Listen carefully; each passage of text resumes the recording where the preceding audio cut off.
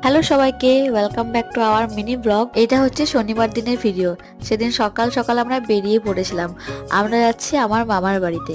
তো আসানসোল অব্দি শানু আমাকে বাইকে করে দিয়ে এসেছিল, বাকিটা যাব আমি আমার মামার ছেলের সঙ্গে। শনি রবি যদিও শানুর অফিস ছুটি থাকে, বাট সেদিন একটু শানুর কাজ থাকার জন্য ও যাবে বিকেল দিক করে, আর আমি তো সকাল দিকেই যাচ্ছি।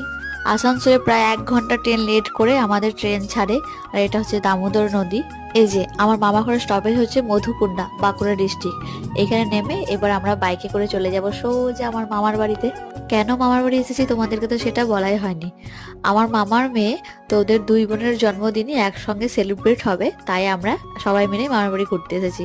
আর মা আর বাবা আগের দিন বিকেলে এসেছে মামার বাড়ি। আর এই দুষ্টুটা হচ্ছে আমার ছোট মামার ছেলের সাগ্নিক।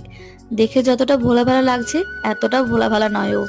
ওকে, আজকের মিনি ব্লগটি এখানেই শেষ করছি। আবার আসছে নতুন মিনি ব্লগ নিয়ে তোমাদের সামনে। সবাই ভালো থাকবে।